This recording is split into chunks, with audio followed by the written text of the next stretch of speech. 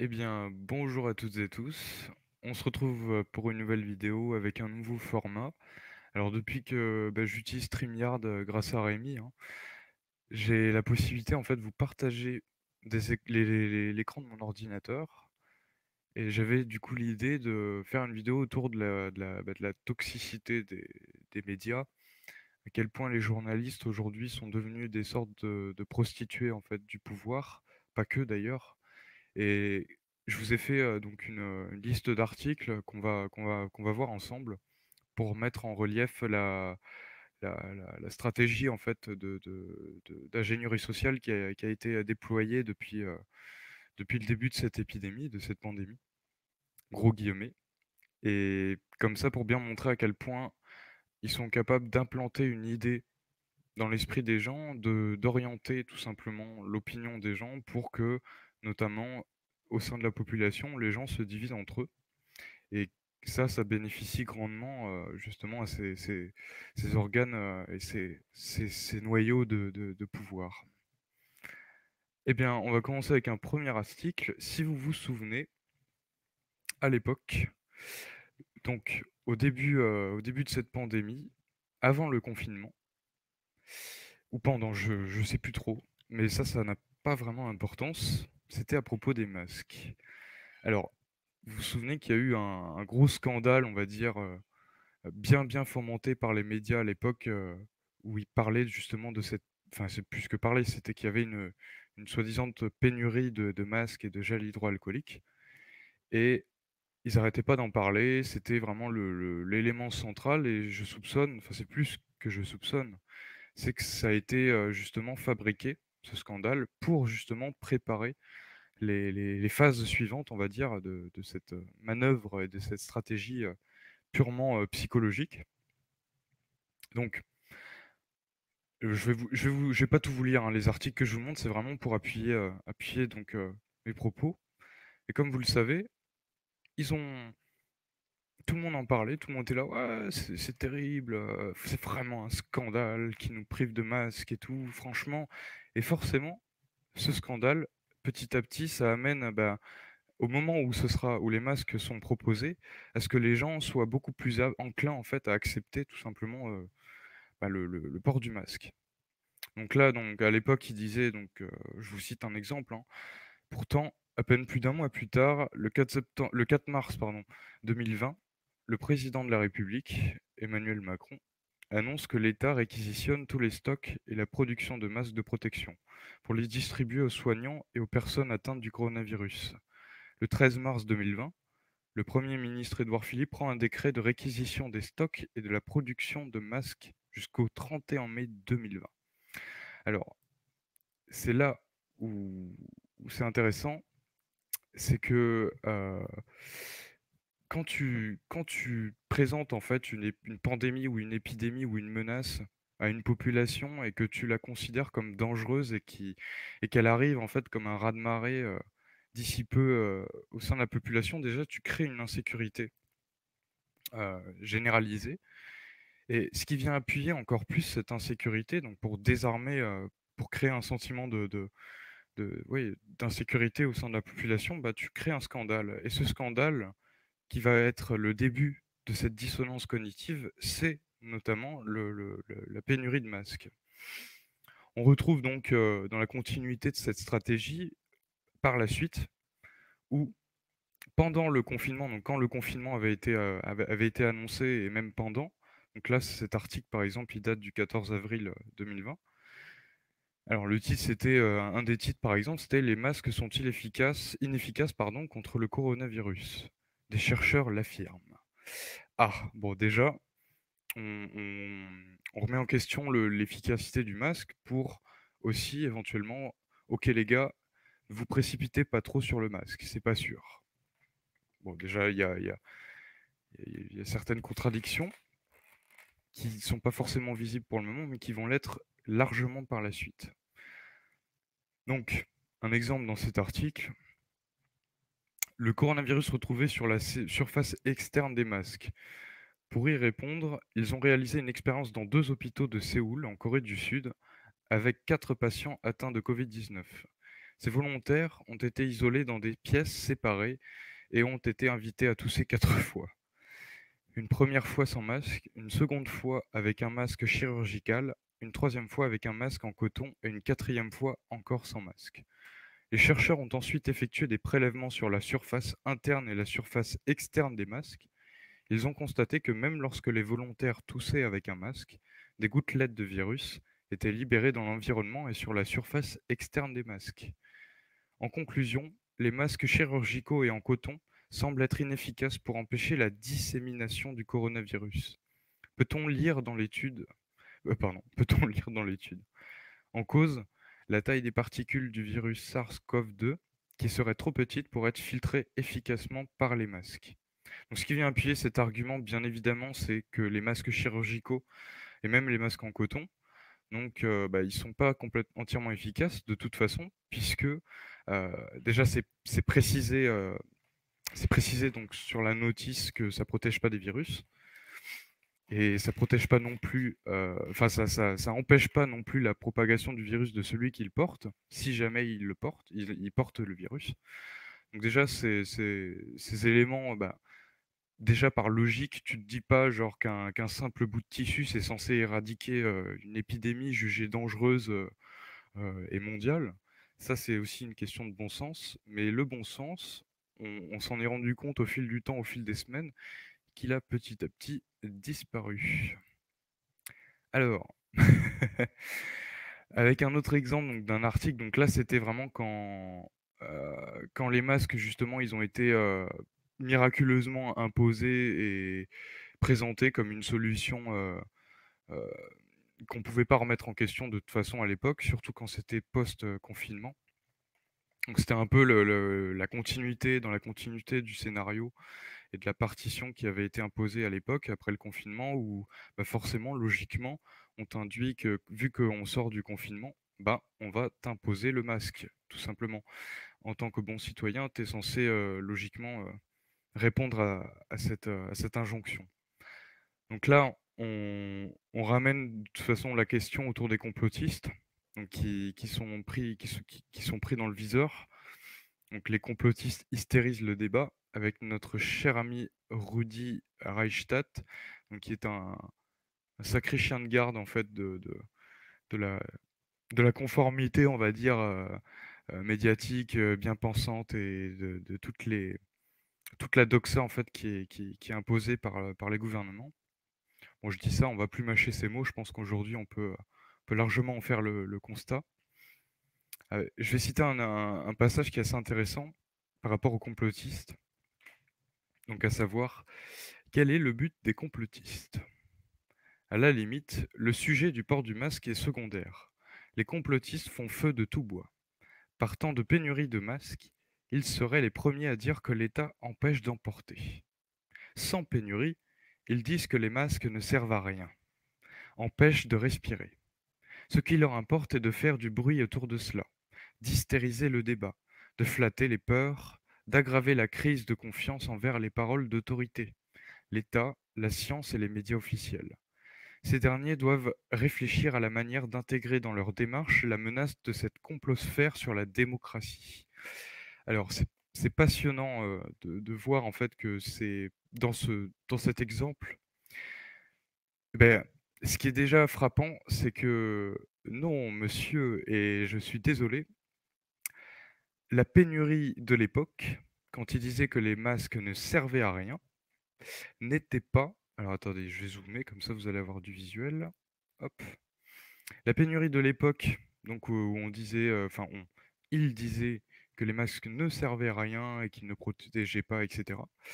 J'ai fait partie en tout cas de ceux qui n'avaient déjà aucune confiance par rapport au scandale et par rapport à cette hystérie médiatique justement où il disait que ça servait à rien.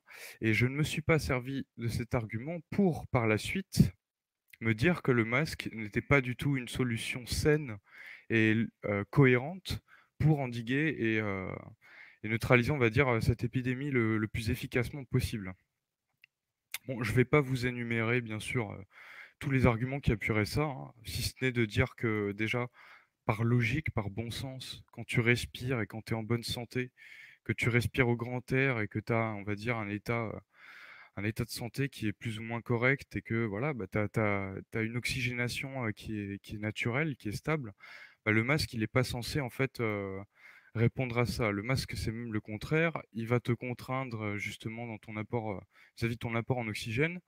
Les toxines que tu évacues, et là, tu n'as pas besoin d'être un expert ou un scientifique justement pour t'en rendre compte, c'est que, eh ben, quand tu enfin, je pense qu'aujourd'hui, on peut en parler de ça. Ceux qui sont en école, ceux qui sont au travail, qui doivent porter le masque toute la journée, sauf exception, j'aimerais bien entendre la voix de ces gens-là qui me disent si le masque, il est vraiment, si vous n'avez pas justement des symptômes qui sont en train d'apparaître, que ce soit, qui soient anodins, hein, de la fatigue, un peu de maux de tête ou autre. Et je suis convaincu, et on n'a même pas besoin de faire des recherches approfondies là-dessus, que bah, ce masque, il est plus contraignant qu'autre chose, tout simplement. Et qu'il n'est pas justifié, surtout, surtout aujourd'hui. Donc, la question qui peut se poser en retour, c'est pourquoi cet acharnement? Pourquoi est-ce qu'on s'acharne? Est-ce qu'il s'acharne autant à soutenir et à imposer justement ces mesures? C'est d'un non-sens et c'est d'une irrationalité qui est non pas involontaire ou accidentelle, mais qui est pour moi voulue et contrôlée. Je vais vous le démontrer, on va dire, avec un exemple donc, qui va suivre. Donc là, on en était au masque, les complotistes hystérisent le débat. Donc là, à partir de là, justement, il y a eu un- un clivage énorme qui s'est fait en France et même ailleurs entre les complotistes et les gens justement sains d'esprit qui avaient encore un peu de lucidité par rapport au contexte. Et c'est là que le terme complotiste a pris énormément de place dans les esprits et qu'il a servi aussi de- de- d'outil pour nommer et catégoriser les gens qui étaient justement en opposition avec les mesures sanitaires qui sont prises. Et forcément, quand tu remets en question les mesures sanitaires, ben, l'opinion publique veut que tu sois dans un délire ou que tu sois complètement à côté de tes pompes, voire criminel, puisque quelque part, tu te dis, bah, tu es quelqu'un d'irresponsable, parce que tu oses remettre des mesures qui sont que tu peux pas remettre en question. Tu peux pas remettre en question. Le danger, il est là. La menace, elle est réelle. Pourquoi la remettre en question? Nous allons passer à la suite. Bon, pour appuyer ce que je viens de dire à l'instant, alors ça c'est excellent, je l'avais partagé à l'époque. Psychopathe, narcissique, ces profils réfractaires au port du masque. Bon, déjà, l'article annonce la couleur, hein. C'est, je me souviens, c'était il y a quelques semaines, je crois, bah, ça date du 26 juillet. Je me souviens à l'époque, j'avais éclaté de rire quand j'avais vu cet article. Donc là, on a un exemple de ce qu'on appelle une inversion accusatoire. C'est que dans ce que tu accuses, en fait, dans ce que tu reproches à des personnes qui sont en opposition avec toi, quand tu les caractérises avec des adjectifs tels que psychopathe et narcissique, eh ben, tu peux être sûr, et ça, c'est pas que hein, par rapport aux médias ou aux organes politiques ou autres, mais ça, tu le retrouves vraiment même dans la vie quotidienne ou quand tu as affaire justement à ce genre d'individu. On te retourne complètement le cerveau et l'accusation en te faisant croire, en fait, en t'induisant avec cette injonction que c'est toi, en fait, le psychopathe, que c'est toi le narcissique et le dangereux, justement parce que tu remets en question cette mesure. Cette mesure qui, d'ailleurs, le port du masque, qui avait été, je vous le rappelle, hein, en début de vidéo, quand je vous en ai parlé avec cet article, qui était largement remis en question et surtout qui était, il y a déjà plein de vidéos hein, de l'époque qui remettaient en question l'efficacité du port du masque. Alors, là où ça devient intéressant, comment on peut, de manière aussi brutale, changer complètement son discours au point d'en arriver à un titre et à ce genre d'affirmation. Donc, quitte à accuser tout simplement ceux qui refusent ou qui remettent en question le port du masque. Vous voyez un peu la manœuvre psychologique qui est énorme, énorme. C'est ça qui est passionnant, c'est qu'aujourd'hui, on a suffisamment d'exemples, on a suffisamment de preuves, plus que des preuves, des exemples tout simplement qui démontrent cette, cette opération psychologique à grande échelle sociale, hein, cette ingénierie sociale qui est en train d'être déployée. Donc bon, allez, pour se marrer un peu, par rapport à l'article, donc cet article psychopathe narcissique, alors, je vais vous lire. Dis-moi si tu portes ton masque, je te dirai qui tu es. Si chacun a sa propre façon de réagir et son propre seuil de tolérance face aux restrictions sanitaires, donc alors je coupe un peu. Déjà, déjà ça c'est, j'aurais presque envie de dire, tu te sens violé en fait. Si tu prends du recul, tu te sens violé dans ton libre arbitre parce que déjà, on t'impose, euh, on t'impose la restriction sanitaire. Pourquoi? Parce que dans la phrase, dis-moi si tu portes ton masque, je te dirai qui tu es. Déjà, on t'a habitué à ce que le port du masque ce soit une norme, que ce soit quelque chose qu'on ne peut plus remettre en question. Si chacun a sa propre façon de réagir et son propre seuil de tolérance face aux restrictions sanitaires imposées par la pandémie de coronavirus, des chercheurs de l'école de sciences sociales et humaines de Varsovie en Pologne ont voulu chercher à savoir si cette réaction était révélatrice de certaines caractéristiques psychologiques. Alors, en arriver là, pour prendre la défense et pour appuyer encore plus justement ces mesures sanitaires, soit il faut avoir de bonnes raisons pour aller jusque-là, au point d'accuser directement ces individus qui remettent en question le port du masque, ou alors,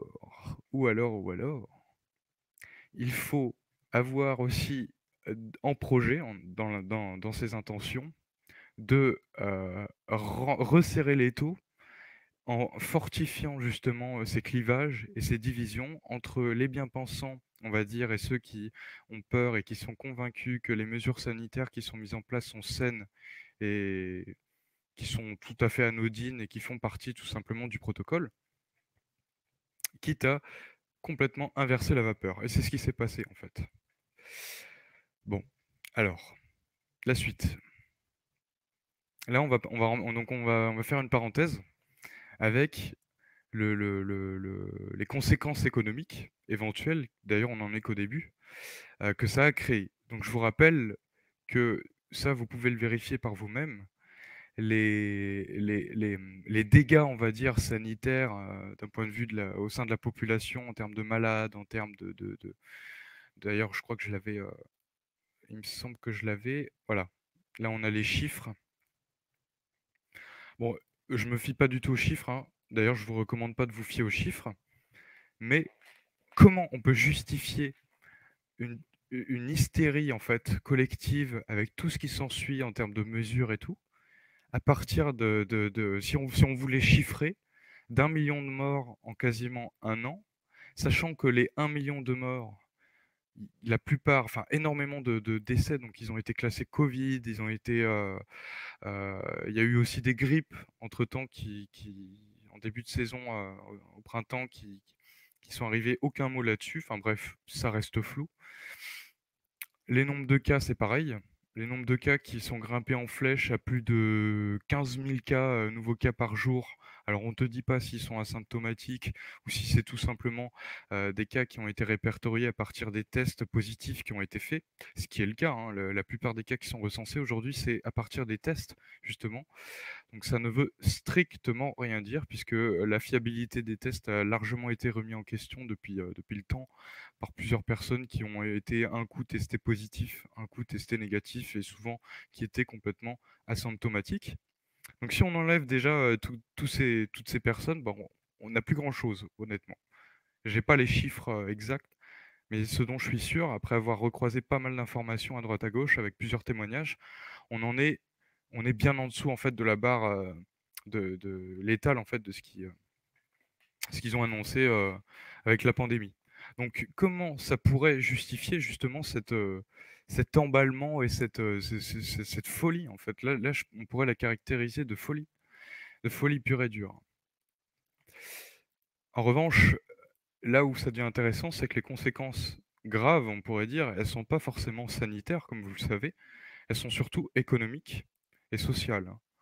Donc c'est intéressant de voir, donc article du 7 octobre, donc hier, hein, on est le 8 aujourd'hui. Crise économique, qui sont les nouveaux pauvres? Je ne sais pas si vous vous rendez compte du scandale que ça peut, enfin du choc, enfin de l'indignation que tu peux avoir si tu as un peu de jugeote quand tu vois ce genre d'article. Non pas que j'accuse les journalistes qui ont écrit cet article, hein. Moi je pense que la plupart des journalistes aujourd'hui ils sont soumis à une autorité qui leur impose indirectement ce dont ils doivent parler ou pas. Et puis tu dois suivre aussi un courant convenable et entendable par les gens. Mais là, de là à parler qui sont les nouveaux pauvres, donc en fait, on part d'une crise sanitaire qui n'a aucune légitimité dans ce qu'elle a, de la façon dont elle a été fomentée par les médias pendant des semaines et des semaines où on te disait ah c'est terrible, c'est terrible, c'est terrible, pour en arriver à un début de crise, même si la crise économique, qu'on soit d'accord, ça fait un moment qu'elle est là, hein, dans le soubassement, mais on va dire qu'elle est en train de se révéler de plus en plus. Et disons que la pandémie, on pourrait dire, elle a amplifié et qu'elle a mis en valeur cette crise. Donc les nouveaux pauvres, déjà, dans le titre, donc volontairement ou involontairement par celui qui a écrit le titre et l'article, c'est révélateur en fait de l'injonction et de la préparation psychologique en fait qu'on est en train d'annoncer à la population. Donc déjà, on t'induit, ok, ça va être chaud, il y aura de la pauvreté, il va y avoir plein de précarité au sein de la population. Bon. Bon, si ça choque pas, c'est pas grave, mais en tout cas, voilà. Si tu prends du recul et que tu fais la chronologie, il y a un truc qui cloche. Regarde, pour exemple, hein, dans l'article, le constat est unanime et saisissant.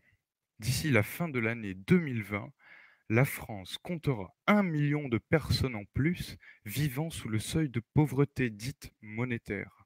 Qui sont ces nouvelles personnes touchées par la pauvreté en raison de la crise économique provoquée par la crise sanitaire? Le constat est unanime. Bon, ça, je l'ai déjà lu. Alors, bon, la pauvreté monétaire. Donc, bon, là, il définit, c'est quand vous vivez sous le seuil de pauvreté, c'est-à-dire 60% du revenu médian. Par rapport à un Français moyen, vous êtes quand même bien au-dessous. Et concrètement, pour une personne seule, c'est quand vous gagnez à peu près moins de 1 060 € par mois. Ça fait pas mal de monde. Près de 15% de la population française. Bon, je vous apprends rien hein, avec tout ça. Sauf que ramener, coller, racoler en fait le facteur de pauvreté en fait qui est en train de prendre une dimension énorme en France et ailleurs avec la crise sanitaire, c'est tout à fait révélateur de la position criminelle dans laquelle sont tout simplement ces pouvoirs politiques qui ont plus que contribué. Ils ont créé tout simplement cette partition d'un scénario d'effondrement économique et qui, j'en suis convaincu aujourd'hui, va amener tout simplement, va favoriser l'instauration de mesures de plus en plus répressives, de restrictions de liberté. T'auras de moins en moins de droits, tout simplement. Et ça, bon, je pense que ça a été déjà énuméré. On y assiste quotidiennement à cette dégradation et ça ne va faire qu'empirer si on marche à leur jeu. Et comment on fait pour marcher à leur jeu? Je vous le donne en mille. Il faut avoir peur. Il faut être justement se sentir en insécurité, parce que quand tu es en insécurité avec toi-même par rapport à ton environnement, forcément, c'est beaucoup plus propice à ce que tu te raccroches à une solution externe qui va t'être proposée, même si elle est, on va dire, liberticide ou qu'elle te contraint dans tes libertés, eh ben, tu vas l'accepter quelque part parce que bah, tu te sens en danger. Et quand tu te sens en danger, bah, tu es prêt à accepter quelque part tout et n'importe quoi. Et c'est là qu'on en vient à expliquer justement ce qu'on appelle une dissonance cognitive. Donc une dissonance cognitive, tout simplement. Ah, attendez. Je vous ai pris la définition exacte pour pas faire d'amalgame. Je vais vous la montrer. Hop. Enfin, je vais vous la lire puisque l'écran est petit.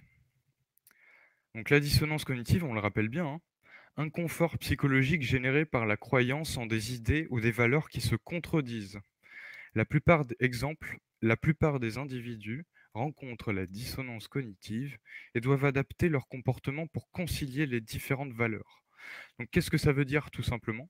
Ça veut dire que tout ce que j'ai pris pour exemple chronologiquement avec la pénurie des masques, donc le scandale hein, où les gens réclamaient justement, et c'est là qu'a commencé cette dissonance cognitive, hein, scandale, hein, contradiction.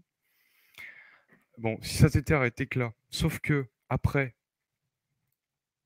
on te remet en question l'efficacité du masque. Bon, là, il y a un problème. Tu commences à bugger. J'abrège, hein.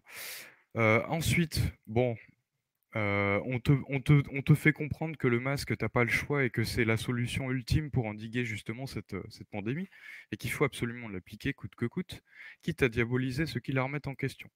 Donc on passe d'un point A à un point B complètement contradictoire, au point de d'accuser ceux qui le remettent en question, au sein de la population, je dis bien, euh, de psychopathes et de narcissiques, tous ceux qui remettent en question l'objet de la contradiction, à savoir le port du masque.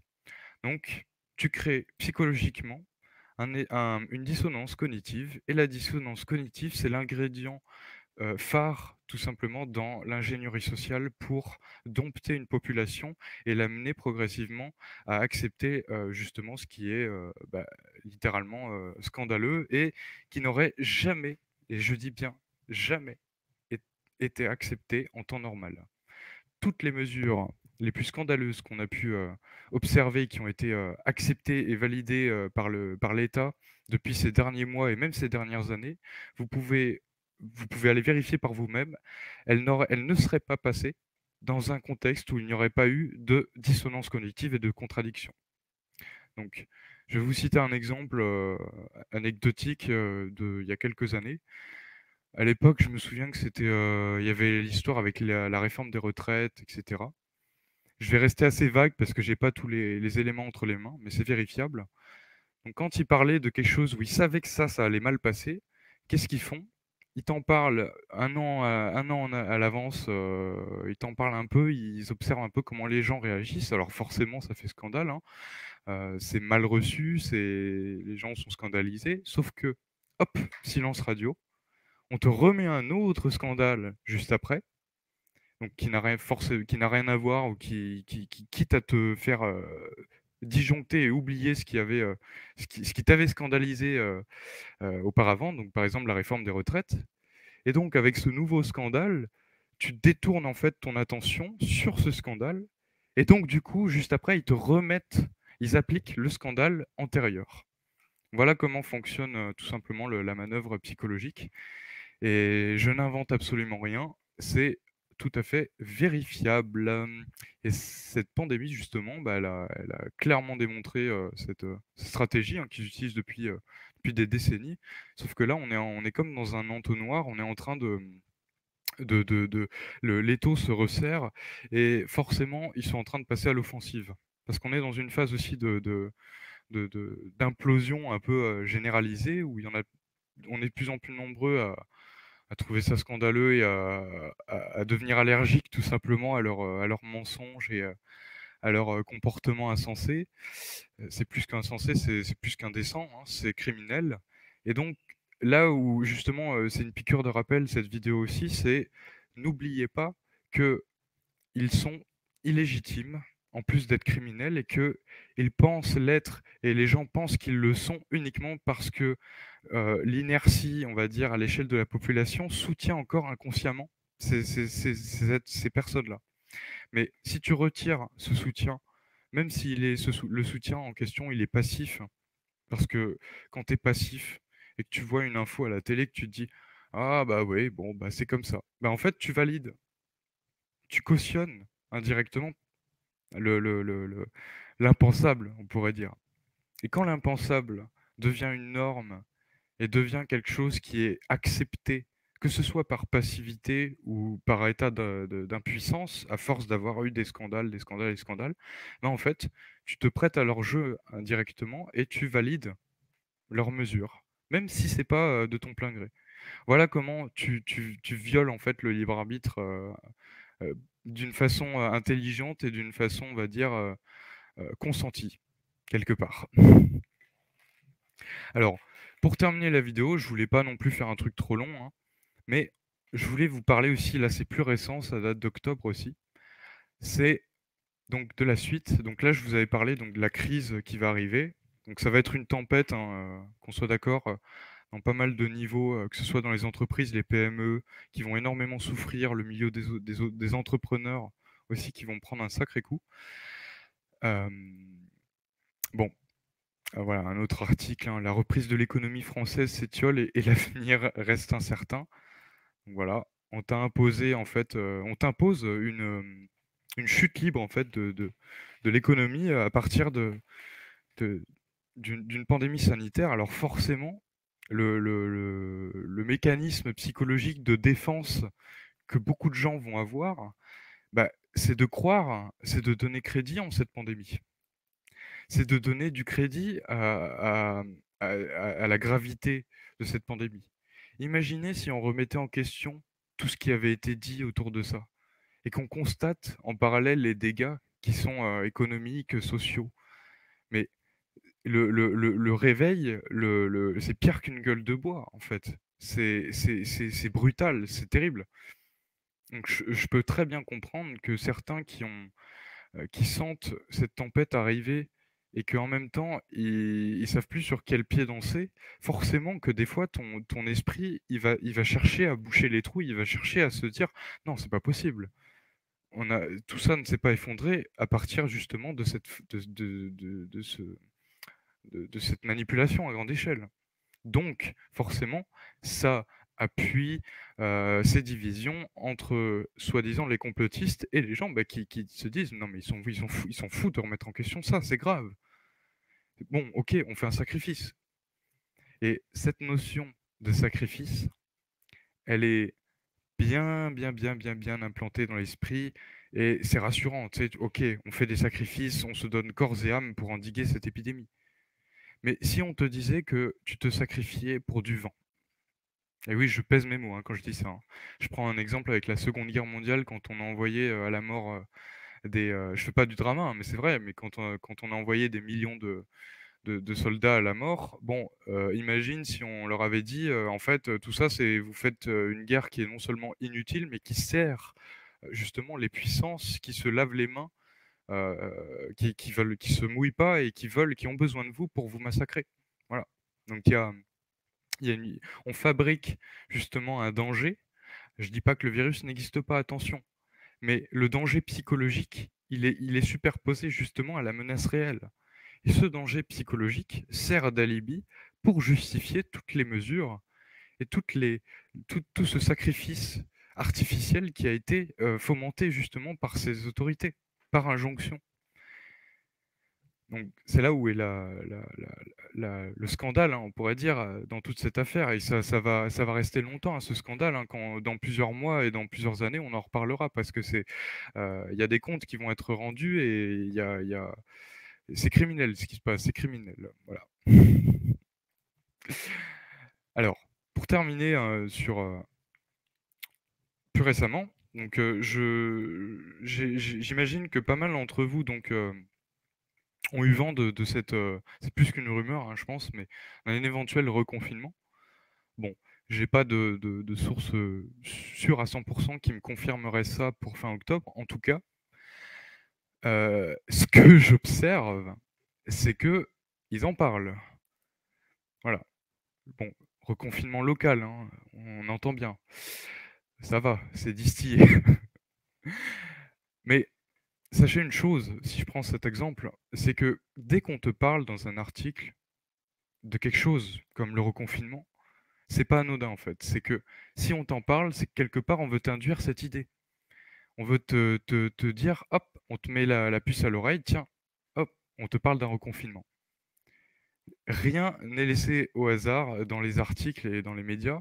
Tout ce qui est dit, souvent est orienté. Donc, si on te parle d'un reconfinement, si on te parle de vaccin, justement, tiens, mon ami Thierry, hein, qui est dans le viseur de la justice, Ce malade, hein, Thierry, t'es un malade, hein, tu parles du jeûne et du crudivorisme. Tu es sectaire, mais pourquoi fais-tu ça? Tu fais un gros bras d'honneur justement à tous ces organes sanitaires justement qui s'acharnent sur toi et qui ont bien raison, voyons. Je dis ça d'un air cynique parce que c'est une guerre, hein, une guerre de l'information aujourd'hui. Donc les vaccins, c'est pareil, voilà, on parle de vaccins. Voilà, alors ce titre, pareil, excellent. Coronavirus, acte citoyen ou pour embrasser mes parents. Pourquoi ils sont volontaires pour tester les vaccins anti-Covid? Alors, bon, sans commentaire, hein, je vais pas en rajouter. Je pense qu'il n'y a pas besoin d'être plus explicite pour illustrer ce que je vous ai dit par rapport au fait de cuisiner les gens avec des titres comme ça. C'est de la pure manipulation psychologique. Voilà. Pareil, allez, pareil, l'école à la maison. Je ne sais pas si vous vous souvenez, il y a 2 semaines, il y avait des vagues de protestations de parents justement qui invitaient, qui appelaient les parents à rentrer en résistance par rapport aux mesures à l'école qui étaient prises. Bon, heu, peut-être que c'est anodin, peut-être que c'est une mesure qui a été prise comme ça, de manière tout à fait, hasardeuse. Bon, fin de l'école à la maison, les familles en proient à un sentiment d'injustice. Voilà, cette loi, hein, cette fameuse loi qui va être passée, en début d'année prochaine. Bon, c'est pareil, sans commentaire. Je laisse aussi l'auditeur, se faire sa propre idée, hein, bien sûr, de tout ça. Mais tout simplement pour vous montrer que, ben, il y a quand même quelque chose qui cloche derrière tout ça. Et je pense qu'aujourd'hui, il va falloir, oser aussi, un dépucelage, politique. Oser, c'est un petit clin d'œil à Henri Salamander, hein, qui avait écrit un article par rapport à Aurélien Barraud. À l'époque, Aurélien Barraud avait, décrié justement ceux qui remettaient en cause le masque, hein. Mais j'ai beaucoup aimé cette expression justement, le dépucelage politique, c'est-à-dire qu'on a affaire quand même au sein de la population à une grande naïveté. Une grande naïveté où encore beaucoup de gens pensent que l'incompétence des gouvernements et des autorités sanitaires est justement de l'ordre de l'incompétence, voilà, de l'ingérence, que bon, bah, ça arrive et tout ça. Bon, ok, mais plus le temps va passer et plus justement, ben, tout ce qui va être pris comme mesure, tout ce qui va être bien, bien, bien insistant, on va voir que c'est pas du tout anodin. Et c'est là où justement ça va être explosif puisque les tensions et la confusion, elle va être énorme, elle va être énorme, énorme. Imaginez des gens qui jusqu'à maintenant avaient une certaine confiance en un gouvernement ou du moins dans sa structure et que en fait tu te rends compte que cette structure elle est complète, elle est pourrie, elle est corrompue jusqu'à la moelle. Bon, ça fait un sacré choc psychologique. Et pour finir sur une note donc un peu comique et positive, donc je voulais rappeler quand même, heu, vu que là on va arriver dans la saison de la grippe saisonnière. On va définir quand même la grippe, hein. Signes et symptômes. La grippe saisonnière se caractérise par l'apparition brutale d'une forte fièvre, de toux, de céphalée, de douleurs musculaires et articulaires, de malaise général, de maux de gorge et d'écoulement nasal. La toux peut être grave et durer jusqu'à 2 semaines et plus. La plupart des sujets guérissent en une semaine sans avoir besoin de traitement médical. Mais la grippe peut entraîner une maladie grave ou un décès chez les personnes à haut risque. La période d'incubation, délai qui s'écoule entre le moment de l'affection et l'apparition des symptômes, est d'environ 2 jours. Bon, grippe saisonnière, donc voilà, c'est pas un phénomène qui est rare, c'est pas un phénomène heu, qui survient comme ça de manière, spontanée, non, ça fait des années que c'est comme ça et bon, on verra comment ils en parleront cet hiver, mais bon, jusqu'à maintenant, la grippe, elle est pas trop abordée, on va dire par les médias et par les politiques. On se concentre plus justement sur le danger de cette pandémie qui est tellement dangereuse qu'on ne sait même pas si on a le virus ou pas, on ne sait même pas si nos voisins ils l'ont. Bon, l'hécatombe en tout cas, elle n'est pas trop justifiée, mais bon. En tout cas, on verra par la suite, mais attendez-vous, pour les semaines prochaines à une période assez compliquée, assez délicate, assez sombre et c'est aussi dans cette période qu'on va voir aussi plein de révélations et que les choses qui jusqu'à maintenant étaient occultées, étaient discrètes, bah, elles vont avoir encore plus elles vont être encore plus évidentes. Bien sûr, ça a beaucoup divisé les gens, hein, j'en veux pas aux gens qui trouvent ça absurde de parler de tout ce que j'ai dit, hein. Je peux comprendre, mais bon, au bout d'un moment, il va falloir aussi, déterminer son orientation politique et là, je parle pas de gauche, de droite, de milieu, d'angle droit ou de je ne sais quoi. Là, je parle vraiment de faire un choix politique, en conséquent, individuel et dans sa vie quotidienne et surtout de le faire de manière groupée, en restant groupé, en étant en groupe, en étant solidaire parce que c'est ce qu'ils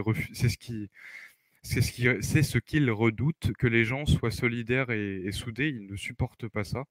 Ça justifie aussi le matraquage médiatique autour de la distanciation sociale, le fait de créer un climat justement de défiance et d'éloignement social et de perte de confiance mutuelle entre les gens. Ça, c'est pas anodin non plus. Ça, pareil, c'est typique. C'est un instrument de division, voilà, qui est, vieux comme le monde, sauf que là, il est justifié par la pandémie. Voilà. Bon, vous n'hésitez pas à me faire un retour sur cette vidéo. J'espère que j'ai été assez clair et que, avec les exemples d'articles, ça ait pu, justement appuyer, suffisamment mon propos. Voilà, donc le but, c'est pas de prouver à outrance ce que je veux dire. Je pense qu'aujourd'hui, on n'a plus l'excuse de ne pas avoir accès à ce genre d'informations et de ne pas avoir accès à toutes ces informations pour se rendre compte de ce cirque dans lequel on est. Parce que oui, c'est un cirque, c'est du délire total. On est complètement dans l'irrationnel et dans l'hystérie. Et cette hystérie, pour moi, elle découle aussi de la prédisposition à avoir peur, justement, pour sa gueule et son nombril, quitte à occulter tout simplement le bon sens qu'on peut, émettre en retour. Voilà. Donc c'est super important de préserver un discernement, de rester, bien centré, bien ancré dans sa position, dans ce qu'on est et de pas trop se laisser emporter justement par tout ce qui veut, comme des voyants, et qui éclairent, vous détourner votre attention, Je fais notamment référence, bah, justement avec les articles, hein, qui sont, plus qu'anxiogènes, hein, volontairement anxiogènes. À ce stade-là, on peut plus vraiment dire le contraire et aujourd'hui, il faut faire un choix aussi, là-dessus et c'est vrai que cette perte de confiance, qui est visible aujourd'hui envers les politiques et les médias, elle est pas anodine non plus. Messieurs, dames, hein, si on n'a plus confiance en vous, c'est pas par effet de mode ou pour se sentir un Che Guevara en herbe ou révolutionnaire à 2 balles. Non, c'est légitime et puis ça se justifie par toutes les mesures, ben, criminelles que vous avez prises depuis des années et qui tendent à justement amener votre agenda 21 qui n'est plus un secret aujourd'hui. Voilà. Bon, et ben, en tout cas, gardez le sourire surtout, gardez la foi, hein, la vraie foi, ne restez pas les bras ballants et impuissants par rapport à tout ça. Au contraire, c'est ce contexte, il nous amène une grande force d'esprit et il nous pousse à redoubler justement de subtilité, de recul, d'écoute et de dialogue, de respect aussi avec les autres. Apprendre, comprendre on n'a pas à convaincre les gens, et qui que ce soit, de ce qu'on pense être vrai. Tout simplement d'inviter, bah, chacun à se faire sa propre idée sur l'histoire et bah, de mettre en rapport, en lien, bah, ce qu'on découvre et nos recherches, voilà. Bon, eh bien, je vous souhaite, une très bonne soirée, une très bonne nuit, une très bonne journée. Je vous souhaite beaucoup de courage, beaucoup d'amour aussi dans cette période. On va en avoir besoin, hein, c'est pas bisounours de dire ça, voilà, ça fait partie aussi de l'apprentissage, on peut dire. J'en ferai d'autres des analyses comme ça, je trouve ça intéressant, puis ça met un pied, justement sur terre, sur tout ce qui se passe et je pense que c'est important parce que on est aussi acteur justement heu, de ce dévoilement et de cette transition donc voilà, à nous d'ouvrir notre gueule sur ce qui se passe et de plus, craindre justement de se faire, réprimer parce que, bah, on a dit ce qu'on pensait tout simplement. Voilà. Allez, je vous dis à très bientôt. Au revoir. Au revoir.